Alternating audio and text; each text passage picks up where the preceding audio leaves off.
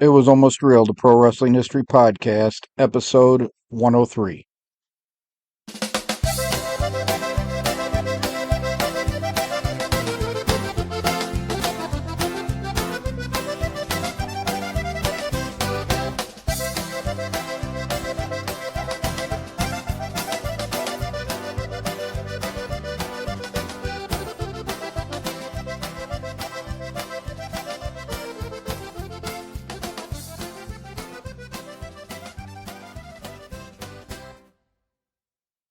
Hello and welcome to this episode of It Was Almost Real, the Pro Wrestling History Podcast.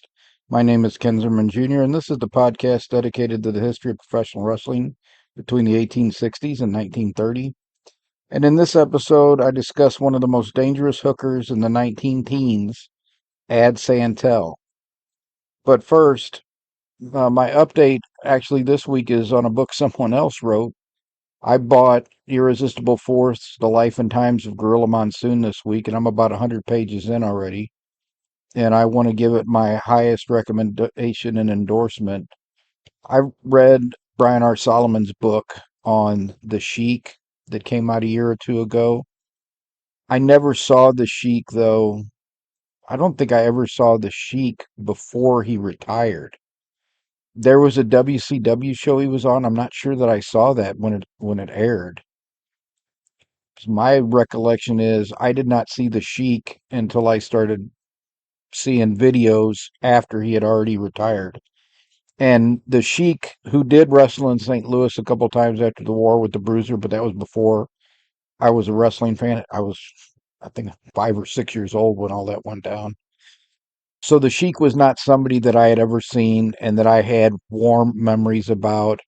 You know, if I grew up in Detroit and was about 10 or 15 years older, I'd probably think that the Sheik was the greatest wrestler that ever got in the ring, or, maybe not the greatest wrestler, but a very great wrestler, and he would have probably been an important part of my memories from my childhood.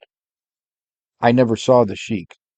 Gorilla was an important part of my childhood because along with Larry Matisick, he and Bobby Heenan were like the voice of my childhood being a wrestling fan. You know, there's a handful of people. Larry Matisick will always be number one because he's who I was listening to when I first became a fan. And he's who my sister and I watched on the TV. And we watched his shows. I don't know that Vicky and I ever went to one of his cards, but I did go to at least two, maybe three of his wrestling cards with a friend of mine. But Gorilla was an important part as an announcer for me during my fandom. And he and Bobby Heenan turned me into a wrestling fan because of primetime wrestling. Not wrestling fan. I was already a wrestling fan, but I liked NWA wrestling. He made me a wrestling fan of WWF. I did not like that cartoon wrestling. I like Roddy Piper, and that's about the only person I liked on that show. Oh, Paul Orndorff. I like Roddy Piper and Paul Orndorff, and that was about it. A lot of the wrestlers that I saw in NWA territories and thought quite a bit of when I saw them in the WWE, it was like they were always lesser after having gone to the WWE. So like Butch Reed, Hacksaw Butch Reed, one of the top stars in the 1980s and should have been the first African American heavyweight wrestling champion. He should have got the title in the 1980s. He goes to WWF. They make him a caricature with this natural Butch Reed gimmick where he dyes his hair blonde. And it took something away from the performer that Butch Reed was. And I saw Butch Reed as a rookie when he was still Bruce Reed, and he was pretty good then. But he really became a great wrestler in the 80s, and he was a good opponent for Ric Flair. I would never have warmed up to WWF wrestling had I not watched Primetime Wrestling with Gorilla Monsoon and Bobby Heenan. And that pairing on Primetime Wrestling only lasted uninterrupted about 3 years. I didn't realize that until recently. From 86 to 89, they were the main stars of that show. And then they kind of gave Bobby his own talk show, which was a bomb. And then they brought Bobby back into the studio with Vince, but then it was Vince. They brought him back in with Gorilla, and it was Gorilla, Bobby, and Roddy Piper, which I never thought worked that great. And then they had Vince sticking his nose in every once in a while. They just basically junked up what was just amazing with just Bobby and Gorilla. I never saw Gorilla wrestle. I have seen him on tape now from 1972 against Lou Albano, but that's way past his prime. And unfortunately, I don't think there's any video exist when he was really in his prime, when he was Bruno Sammartino's top heel opponent in the 60s. I don't think any of that footage exists. If it does, it's in a WWF vault somewhere and they haven't seen fit to release it. But the matches that Gorilla had, and he was an amazing big man, could do cartwheels and everything else, I never saw. So I'm learning a lot about Gorilla the wrestler and his early beginnings through this book. And I think Brian R. Solomon just did an amazing job. Highly recommend the book. I enjoying it much more than I did the Sheik book, but I have Gorilla is much more important person to me as a fan than the Sheik was.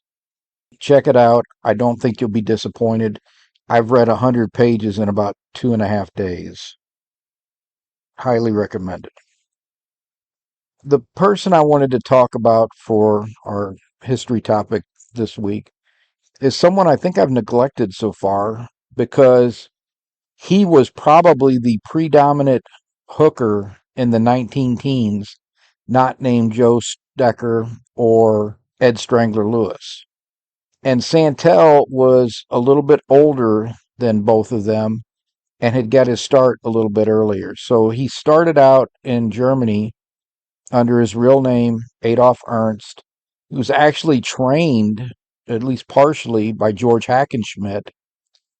And he came to the United States in 1911 as a training partner for Hackenschmidt in Hackenschmidt's second match against Frank Gotch. And Santel would have been about 23 years old at that time when he came with Hackenschmidt. And he never went back to Europe. He stayed here and he passed in the United States.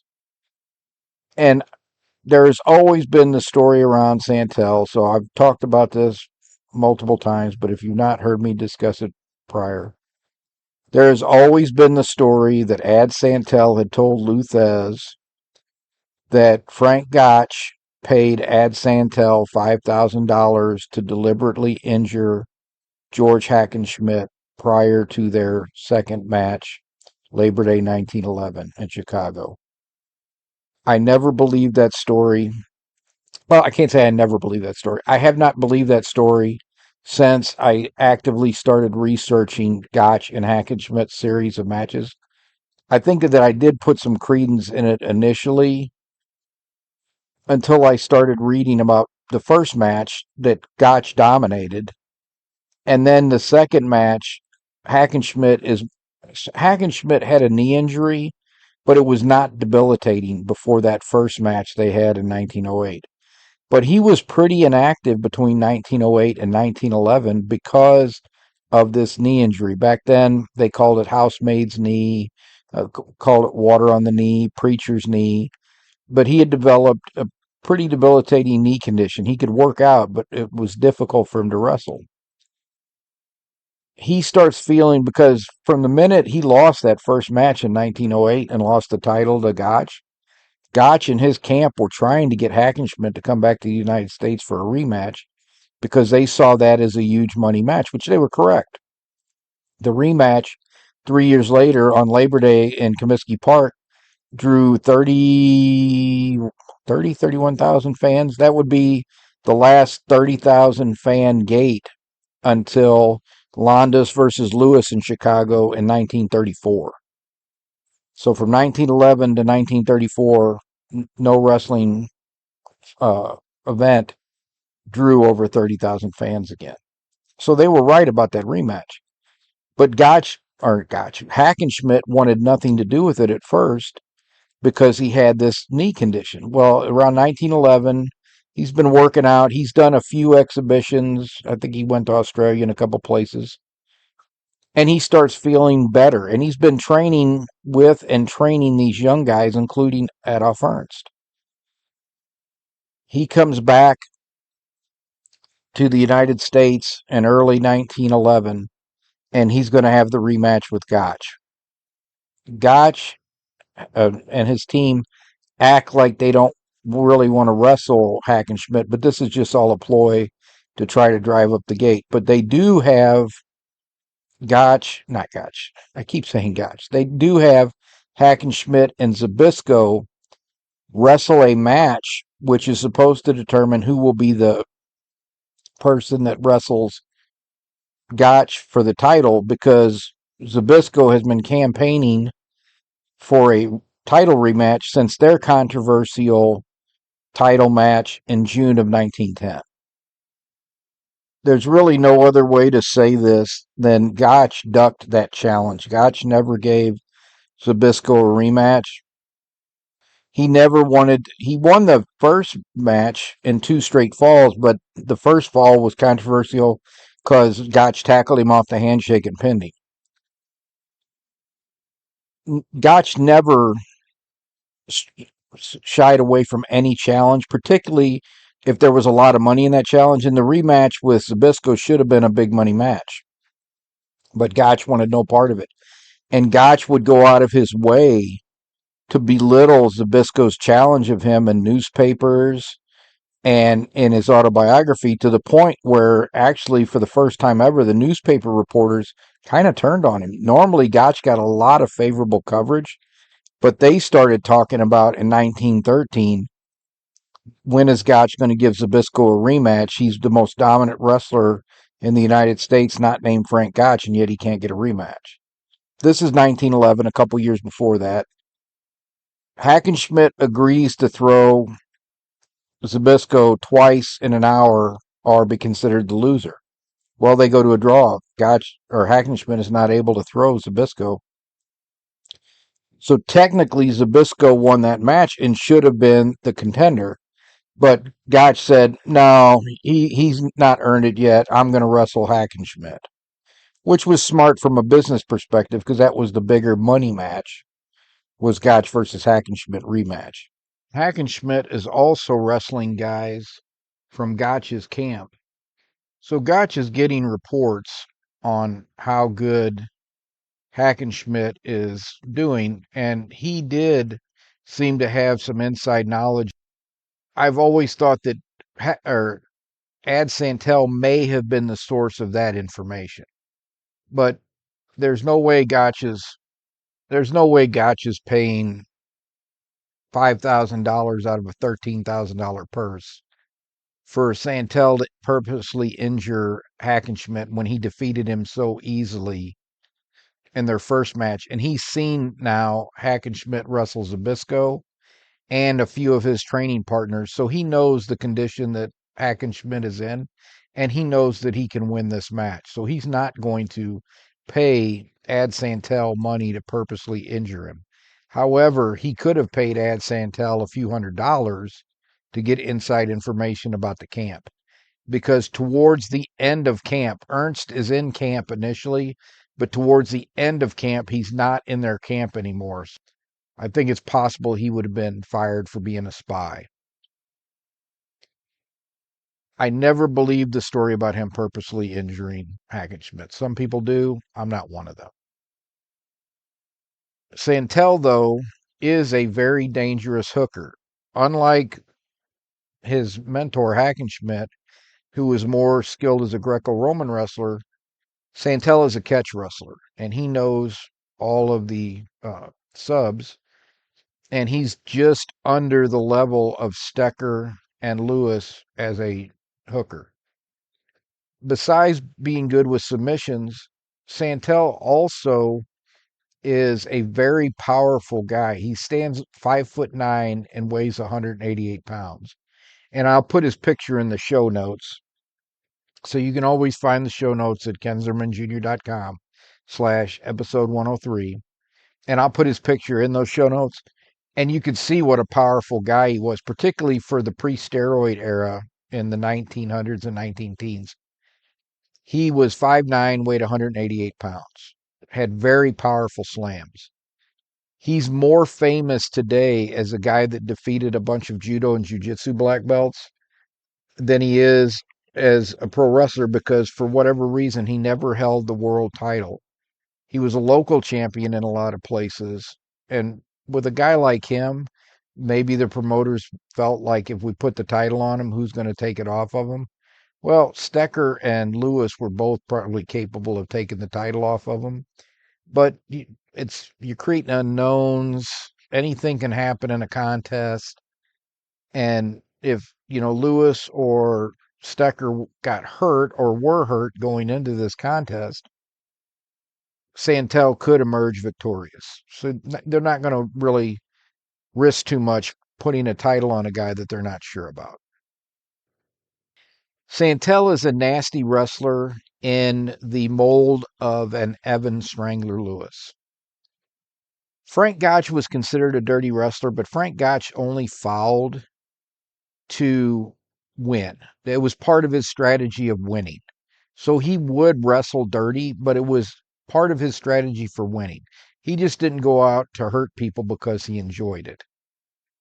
Ed Strangler Lewis, one of the most skilled submission wrestlers of all time, I don't find anywhere where he was having a contest where he purposely injured someone, which he could have done. He is much more likely, when he was mad at you, in almost all of the situations where he got hot at his opponent, he punches them. He doesn't put a double arm wrist lock on them and break their arm. Santel and Evan Strangler Lewis would put a sub on and crank it and purposely hurt someone. They just had a nasty, mean streak to them. So Santel was not somebody you wanted to make mad in the ring. And he's more famous for these contests that he had with the judo and jiu-jitsu players. But he wrestled Dick Daviscourt and Charlie Cutler, who were both professional wrestlers that got their start in the teens and were big names up into the 1920s. Both capable wrestlers, not hookers on the level of a Santel. And Santel injured both of them in worked matches. It could have been an accident, but I highly doubt it. Yes, Daviscourt could have landed oddly on a slam, but doing a couple of slams, he dislocates Daviscourt's shoulder. And these are, we're used to wrestling and wrestlers faking an injury, but these were ringside physicians who reported to the newspaper that these wrestlers had gotten injured this badly. So either they were paying off the doctors who were unscrupulous, or these guys really did get injured and the doctor was just reporting factual information, which I lean towards. Particularly if they're a physician employed by the athletic commission. I don't know too many of them that are going to risk that to take a little bit of money under the table to make a false report on an injury, unless they're in on it and they're willing to take part. These reports from 80 years ago, when they're going through the athletic commission 100 years ago, I'm more apt to believe than, you can't believe anything that comes out today. But Daviscourt suffered a separated shoulder off of a slam and had to retire from the match. And the same thing happened to Charlie Cutler. Charlie Cutler didn't even get out of the first fall. He did something that made Santel angry, because Santel didn't accidentally break his hip. And that's what happened. Santel slammed him, and the slam was so vicious, it broke his hip. And he also had like a dislocated knee joint or some. I mean, it was a vicious slam. That couldn't have been done accidentally.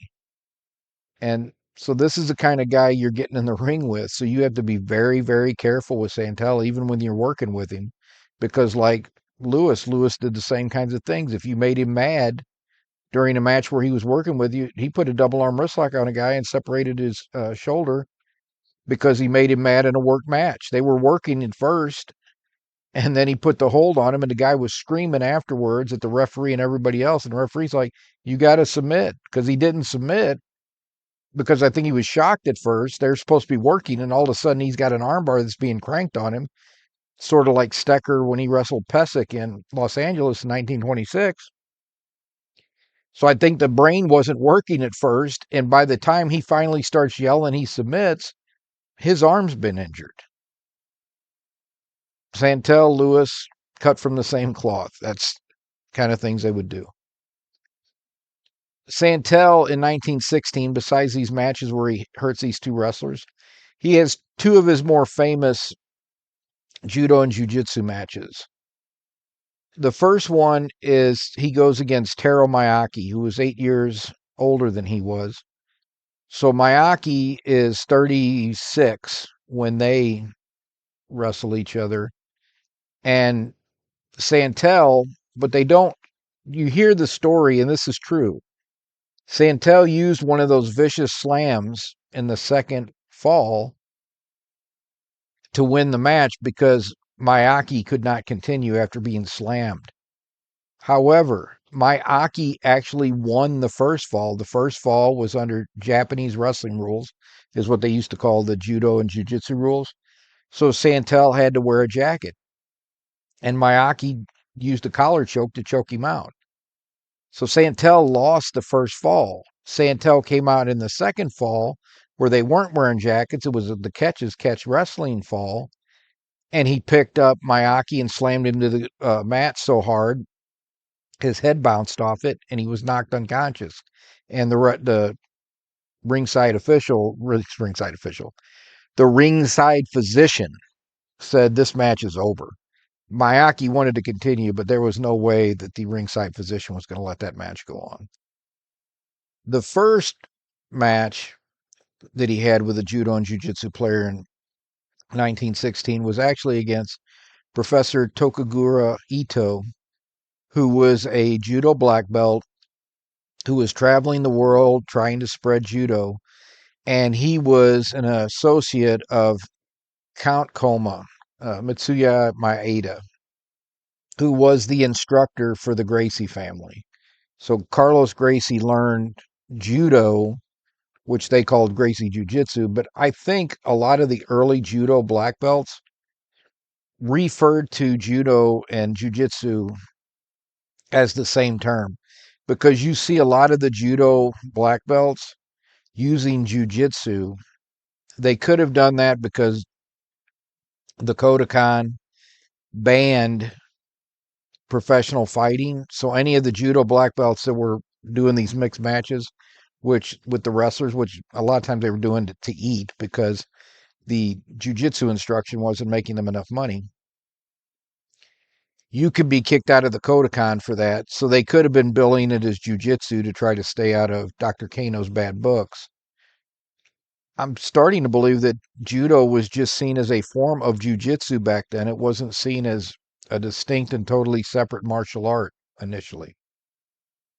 So Mitsu Maeda and Tokagura Ito are four of the Kodokan black belts who go out and are trying to spread judo around the world.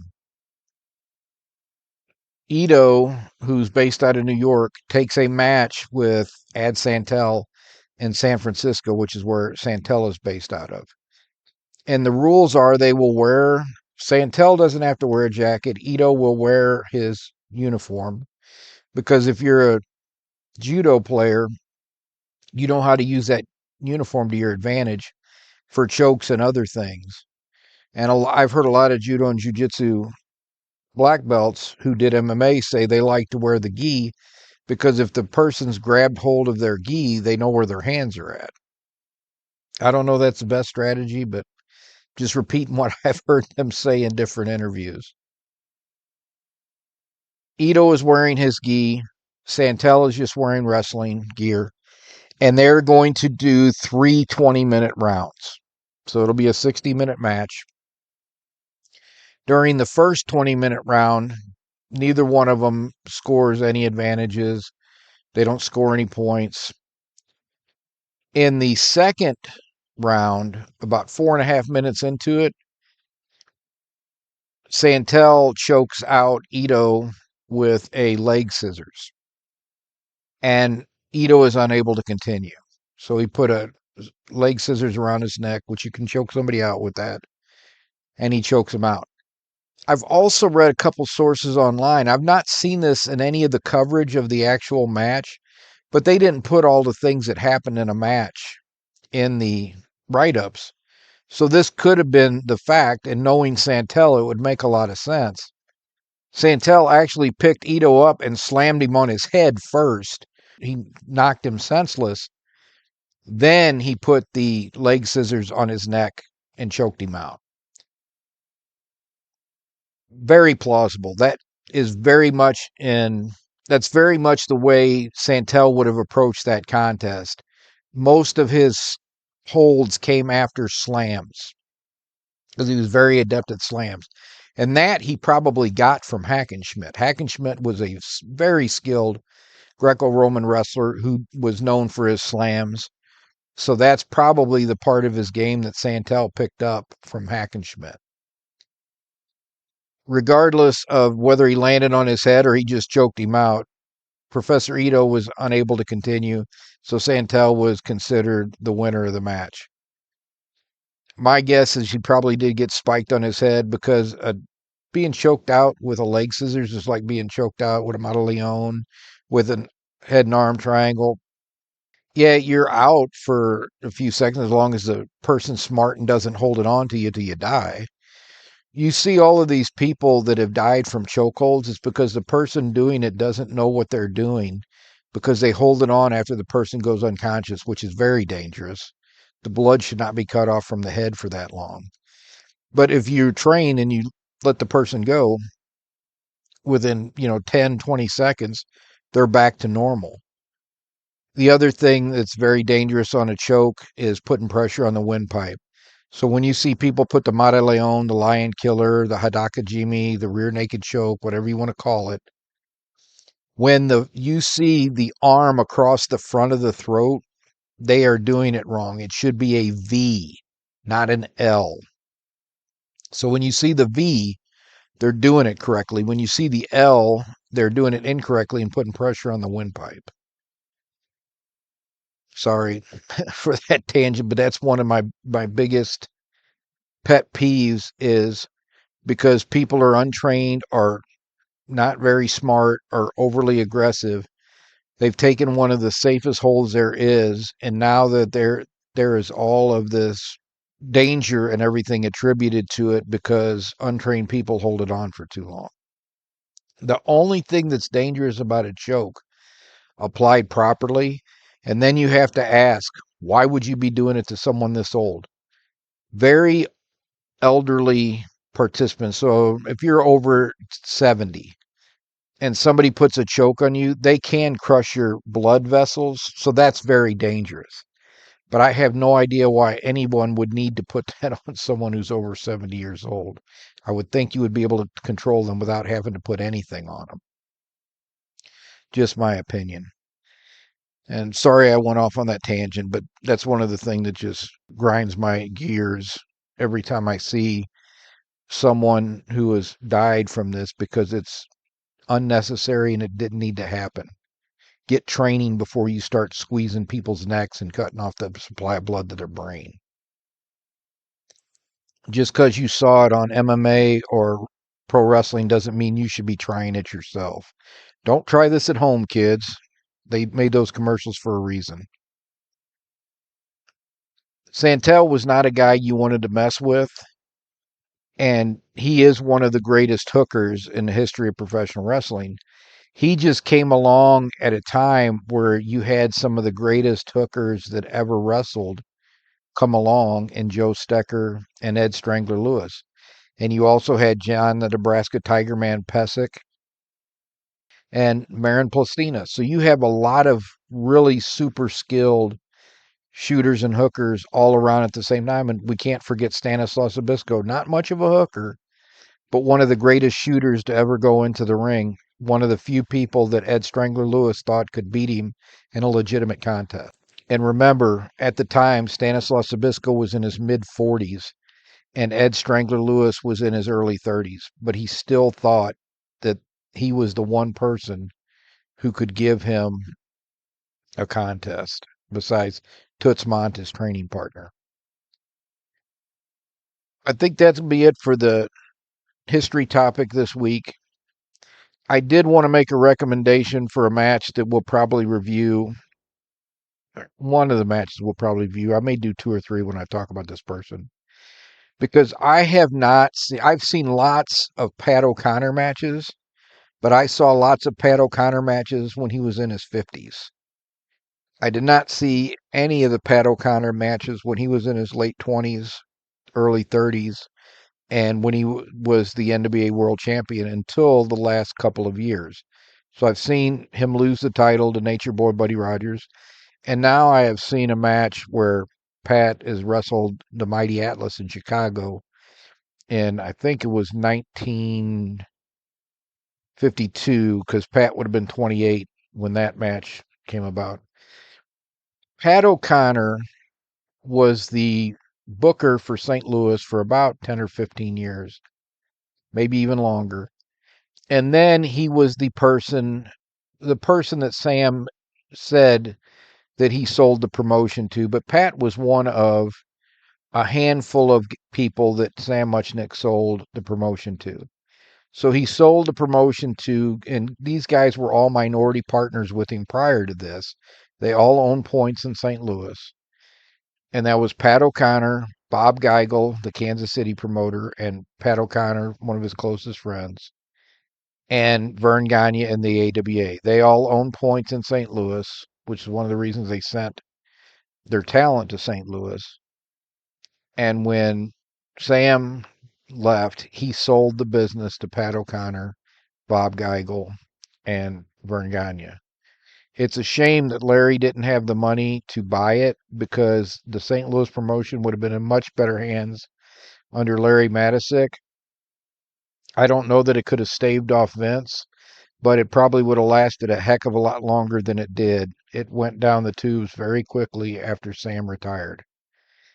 Despite all that, and despite Pat being the figurehead owner of the promotion, I never blamed Pat O'Connor for what happened in St. Louis. I know he was part of it.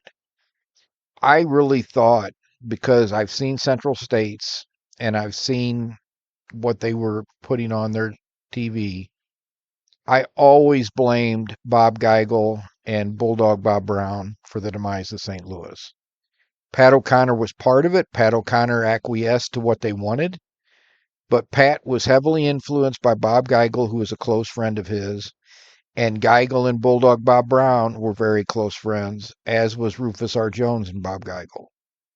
And so Bob Geigel started trying to promote Bulldog Bob Brown and Rufus R. Jones as main event talent.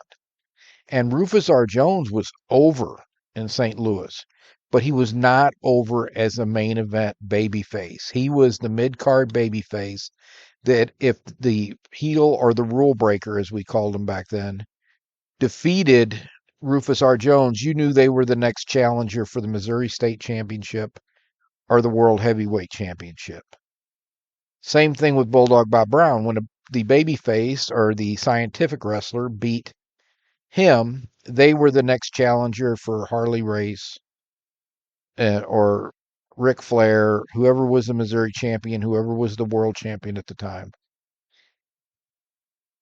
Geigel put the Missouri Heavyweight Championship on Bulldog Bob Brown, which is like putting the tag team championship on the Mulkey brothers and giving George South a run with the U.S. Heavyweight Championship. Nothing against those guys, but they were never going to be bought as main event talent, and neither was Bulldog Bob Brown.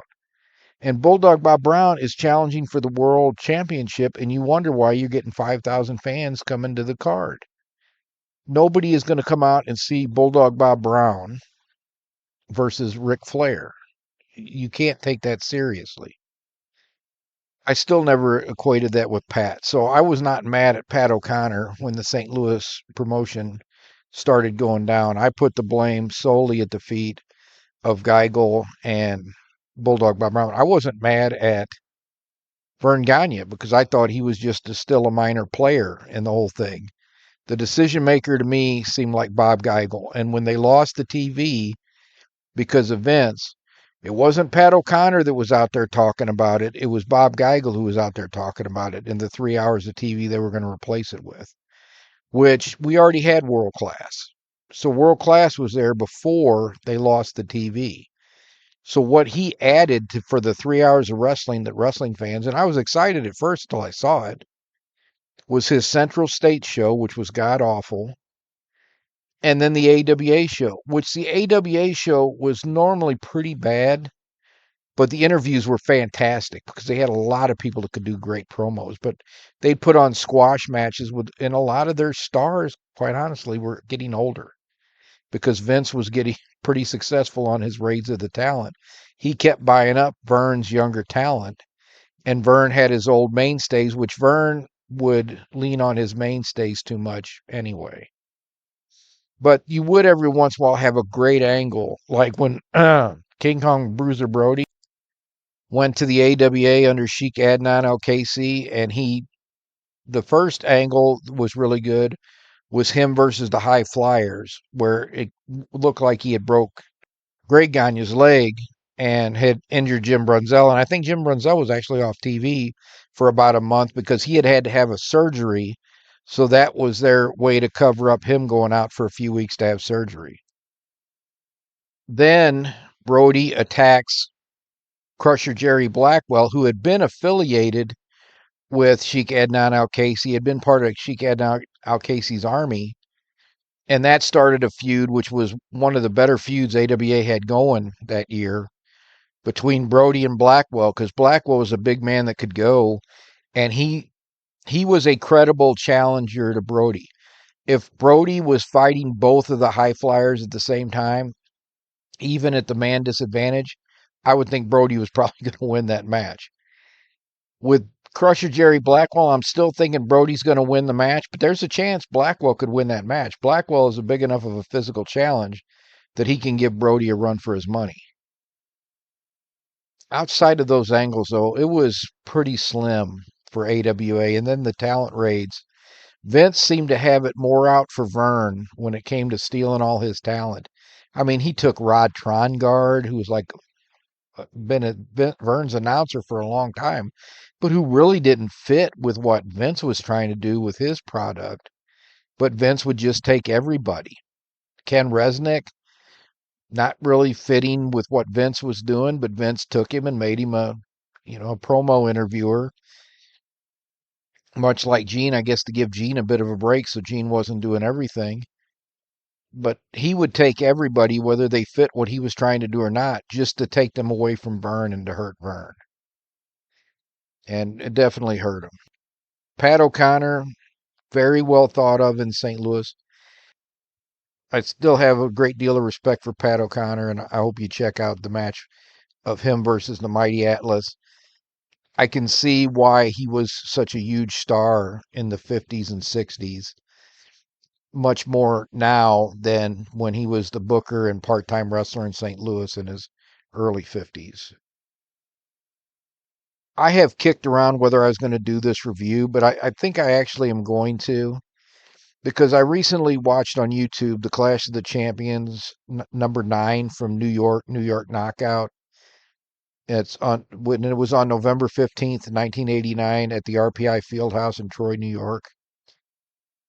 This card to me showed everything that was going wrong with WCW under Jim Herd, because I think this was right after Herd made Rick so mad that Rick dropped off the booking committee, and they were getting things back together when Rick had taken over the book in early 1989. They had some of their best matches and best shows during that time frame.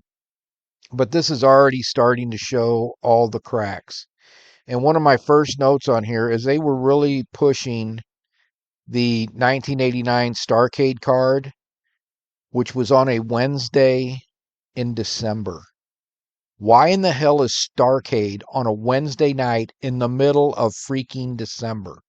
Who decided that was a great idea? For years, it was at Greensboro on Thanksgiving night, and it did wonderfully. But when they were bought by WCW, the brains in charge of this, and I say brains with a small b, decided that we need to be more big time. This we appear too southern wrestling. We need to be more big time. So we're going to start going to Chicago and New York and these other places where they didn't have a presence, where the fans were not that enthused about them. Had they stayed in their area, they probably would have done much better for a much longer time, but they got it in their mind, we're going to do what Vince did. And they tried to copy Vince's formula, and they did it much worse than Vince ever did. But 4,000 fans attended this card, and it had one of the best matches of 1989 on it. And the capacity for this building is 4,780 for hockey, so probably 5,000 plus for professional wrestling. And so it's not a sellout, which is not really all that surprising because they're in New York, deep in the heart of WWF territory. This card has talent. That's one of the things that is a shame is they had the talent. Herd didn't have a clue as to how to use it. So the first match, and this is a TV show, obviously, Clash of the Champions. So it's a free TV event to set up. They're trying to set up the pay-per-view. And that Starrcade was one of the worst Starrcades of all time because that was the tournament Starrcade, the round robin tournament. And I don't know who tournaments in general usually bomb in wrestling. Tony Khan loves them, but they bomb in AEW. The worst WrestleMania was the tournament for the title at WrestleMania 4. The tournament sounds like a great idea until it starts getting operationalized, and then you're like, oh, this is a terrible concept. The card opens with the Road Warriors versus the Freebirds. Now, the Freebirds had lost the World Championship to the Steiners on November 1st, but that match had not been shown on TV yet, so the commentators announced the Freebirds as the world champions. You could tell this is 1989 and not 1999 because it would have been all up on the internet. So you might as well have just sent them out with the titles. The Road Warriors lose the match by disqualification when Hawk tosses the referee Tommy Young out of his way. This would actually, later on in the card, you're going to see it's going to set up the Road Warriors for a future opponent, not the Freebirds. Bill Apter comes out and gives Sting the most popular wrestler of 1989 award. And then he awards Ric Flair the wrestler of the decade for the 1980s, which both of those in 1989 are probably right on the money. No WWE wrestler is going to be, or WWF at the time, wrestler is going to be up for that because by this time Vince had shut out the Apter mags.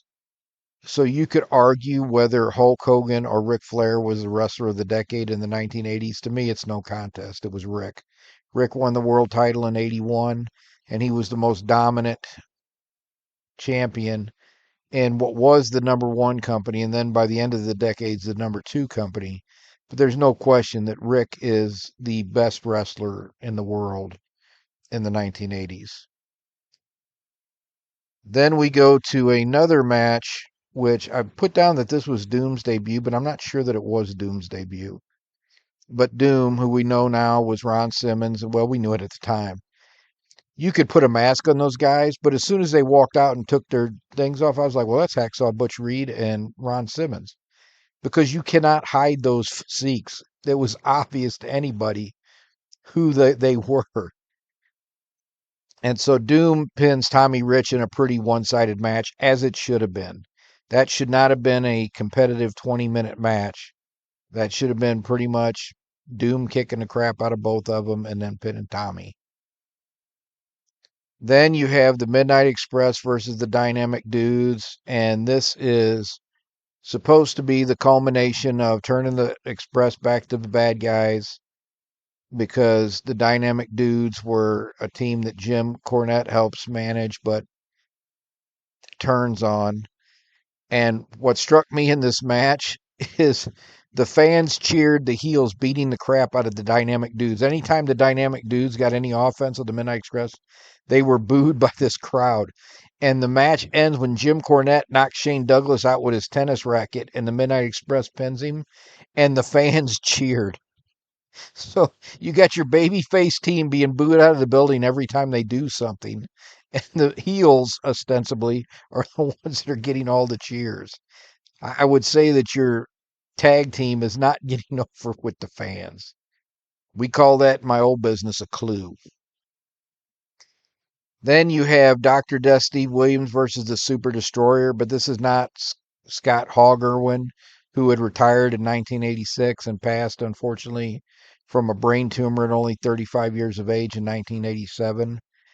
This Super Destroyer was just somebody they slapped in a mask and a bodysuit, and Doc beat the discount version in less than 5 minutes. But the problem was the first 2 or 3 minutes of the match, this Super Destroyer was getting a bunch of offense in on Dr. Death Williams. And I'm like, who came up with this strategy? Doc should have destroyed this guy in about 2 or 3 minutes, and he shouldn't have got any offense whatsoever. If he did, Doc should have just looked at him while he was hitting him. But this was the promotional genius Jim Herd, so who are we to question? Then you have the Steiner brothers versus the Skyscrapers. And this match is a main event level match, but it was being used to set up future matches between the Steiner brothers, who are the world champions, but it hasn't been announced yet, and Doom, as well as the Road Warriors versus the Skyscrapers. And the way I say that, and the reason I say that, is because of the end of the match. I think, in hindsight, because I think that he doesn't get enough credit for being a decent big man wrestler. And part of that is because his knees were absolutely destroyed. Danny Spivey could have been, I think, a bigger wrestling star than he was, but his knees were so shot from professional football. I think he's just in his late 20s in this match. He could be early 30s, but he's barely able to move around the ring with his knees already, and they're both heavily braced. So it's just a shame. I enjoyed when he and Scott Hall were the American Starship at first. Coyote, and what the heck was Spivey's name? Scott Hall was Coyote. Eagle. Dan Spivey was Eagle. Doom interferes, and then the heels start beating up the Steiners until the Road Warriors made the save. And then they start talking about Starcade again, and I have to ask the same question I asked earlier. Why in the hell is Starcade on a Wednesday night in the middle of December? Who came up with that idea? Then we had the United States champion Lex Luger defending his title against Brian Pillman. This might have been, if it wasn't for Ric Flair versus Terry Funk, my favorite match on the card. I thought that they did a great job, and it was good back and forth match. I don't know who was leading this match, but I really would like to know because I thought they did a really good job. And the match end came when Pillman went for a flying body press and bumped the referee. Pillman pins the Luger twice while the referee is unconscious. Good little bit of wrestling there. And then while the referee is still unconscious, Luger goes out to grab a chair while Pillman's trying to revive the referee. Hits Pillman in the head, which you will never see anymore, thankfully. We understand CT a lot better than we did in 1989. But he uses a chair, knocks Pillman out, and pins him. Luger is still the United States heavyweight champion and probably their big heel for the future. I like this match. The match at, I think it was the pay-per-view match between Rick and Terry Funk after Terry pile drove Rick through the table, is probably considered the third best match in 1989 behind Rick's matches with Ricky Steamboat, so the fourth best match. I might have liked this match better than all those other four. That Ric Flair versus Terry Funk I Quit match in this show, I thought was a really great match. And Flair wins the match to end the feud. And then after the end of the match, Terry Funk is going to shake Rick's hand because he had promised that's what he would do. But of course, Gary Hart Terry's manager isn't going to put up with that. And so Gary Hart has his army come in and just beat up Flair and beat up Terry. Sting comes out to help Flair, and then Luger comes out to help the heels, and the heels leave them laying. One of the things I thought was funny is when the heels finally powder, Luger was going to grab a chair and threaten the baby faces in the ring, and the fan would not let it go.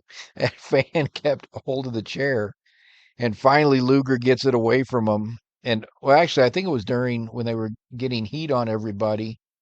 Luger was trying to get the chair, and the fan wouldn't let him have it. And finally, he got it away from the fan. But you get Luger and this fan having a tug of war over the chair. Good way to end the show. And this show was probably better than most of the pay-per-views that they were putting on at the time, particularly when they're putting on those pay-per-views in the middle of the week on a freaking Wednesday in the middle of December, not even around the holidays. WCW, you couldn't buy talent like that. You could only hope to rent it. Well, that's it for this episode of It Was Almost Real, the Pro Wrestling History Podcast. KenZimmermanJr.com is the place to check out the show notes for today's episode. You can view the show notes for this episode at KenZimmermanJr.com, episode 103. I always do that. KenZimmermanJr.com/episode 103. You can also see what I'm working on currently in a list of books I have written. If you're interested in digging deeper into this era of professional wrestling, thank you for listening today. I would also be grateful if you would rate this podcast on iTunes or wherever you listen to the show. That helps tremendously with keeping the podcast visible so people who have never heard of it can discover it. And if you've already done this, thank you so much. If you would like to comment on this episode or ask a question, please go to KenZimmermanJr.com, find the contact page at the top of navigation, and drop me an email. And I'll make it easy. The email is ken@KenZimmermanJr.com. I would love to hear from you. Until next time, take care, everybody. Bye-bye.